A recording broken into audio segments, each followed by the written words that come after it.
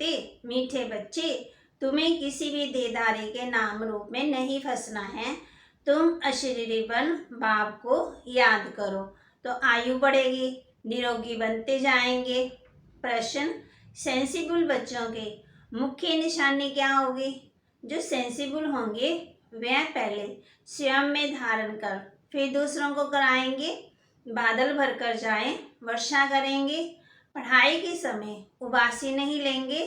ब्राह्मणियों पर रिस्पॉन्सिबिलिटी है, यहाँ उन्हें ही लेकर आना है। बाबा कहते मधुबन में जो रिफ्रेश होकर जाएं फिर वर्षा करें।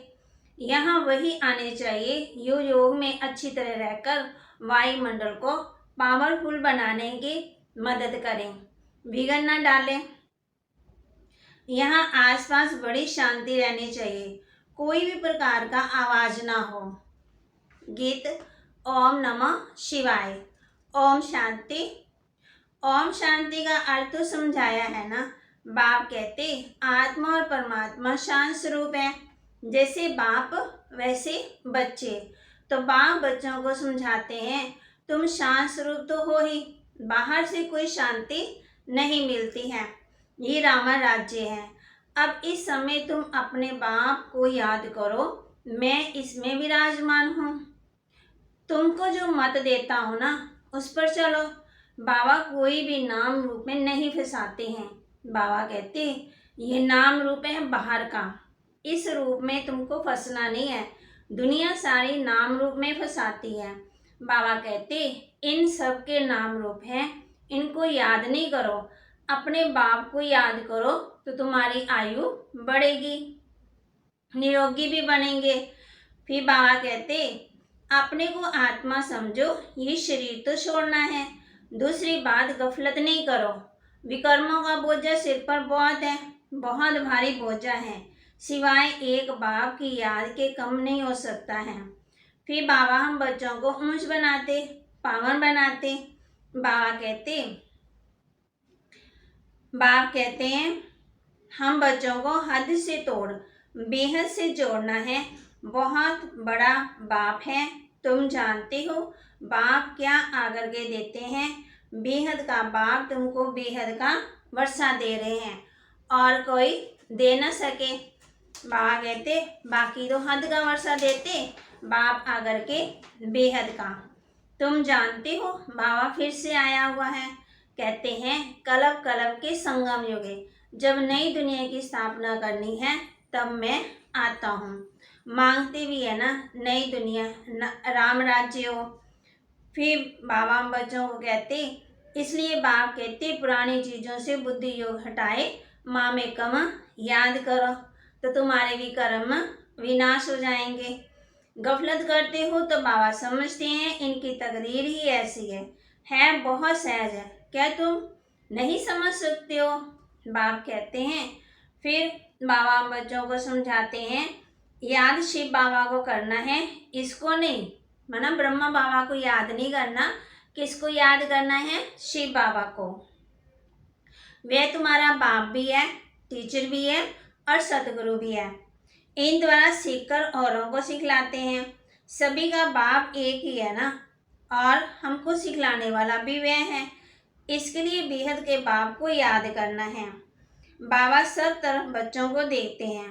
बाबा कहते कोई बच्चे जुटका तो नहीं खाते हैं, उबासी तो नहीं लेते हैं। फिर बाबा कहते अगर उबासी लेते हैं तो फिर वायुमंडल को खराब कर देते हैं, क्योंकि बुद्धि और बाहर भटकता रहता है। तब बाबा हमेशा कहते हैं बादल ऐसे ले आओ जो रिफ्रेश होकर जाएं, वर्षा करें। बाकी क्या आकर करेंगे? फिर भागते घूमते फिरते रहेंगे, इधर उधर की बातें करते रहेंगे, वातावरण खराब होगा। फिर ले आने पर रिस्पॉन्सिबिलिटी है ना। बाप कहते हैं समझदार बनना है। तो बाबा कहते तुमको डायरेक्शन मिलता है तो उस शांति में रहना है, बाप को याद करना है। ये है रियल शांति, बाकी है आर्टिफिशियल शांति। फिर बाप कहते हैं 2 मिनट डेड साइलेंस, परंतु वह 2 मिनट बुद्धि पता नहीं कहाँ कहाँ रहती है, एक को भी सच्ची शांति नहीं रहती। फिर बाबा कहते बाप के माँ बाप के लाडले बच्चों मुझे याद करो तो तुम्हारे जन्म जन्मांतर के पाप कट जाएंगे।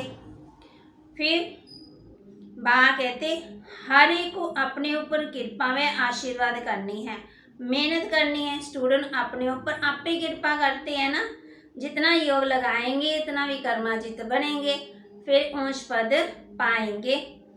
याद से ही एवर निरोगी बनेंगे, मन मना भाव। फिर बाबा हम बच्चों को कहते हैं गफलत नहीं करनी है। धारणा के लिए मुख्य सार शरीर से डिटैच हो, स्वधर्म में स्थित रहने का अभ्यास करना है। जितना हो सके मोस्ट विलेट बाप को याद करना है। मोह की रग सब तरफ से निकाल देनी है। पढ़ाई पर पूरा ध्यान दे, अपने ऊपर आप पे ही कृपा व आशीर्वाद करनी है। बुद्धि योग हद से तोड़ बेहद से जोड़ना है। बाप का बनकर बाप पर पूरा पूरा बलि चढ़ना है। वरदान दे रहे बाबा हम बच्चों को सदा सत्य के संग द्वारा कमजोरियों को समाप्त करने वाले सहज योगी, सहज ज्ञानी भव। सदा सत्य के संग द्वारा कमजोरियों को समाप्त करने वाले सहज योगी, सहज ज्ञानी भव। कोई भी कमजोरी तब आती है जब सत्य के संग से किनारा हो जाता है और दूसरा संग लग जाता है। इसलिए भक्ति में कहते हैं सदा सत्संग में रहो, मानो सत्य के संग में रहो।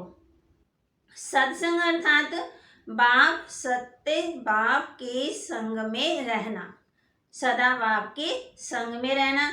आप सबके लिए सत्य बाप का संग अति सहज है, क्योंकि समीप का संबंध है। तो सदा सत्संग में रहें, कमजोरियों को समाप्त करने वाले सहज योगी, सहज ज्ञानी बनो। स्लोगन सदा प्रसन्न रहना है तो प्रशंसा सुनने की इच्छा का त्याग कर दो। किसका त्याग कर दो? सदा प्रसन्न रहना माना खुश रहना है, तो प्रशंसा सुनने की इच्छा का त्याग कर दो। कि आज किसी ने मेरी प्रशंसा कर दी तो मैं बड़ी खुश, कल मेरी किसी ने बुराई कर दी तो उदास होगी। तो बाबा कहते ऐसे नहीं, अगर सदा ही खुश रहना चाहते हो तो प्रशंसा का त्याग करो।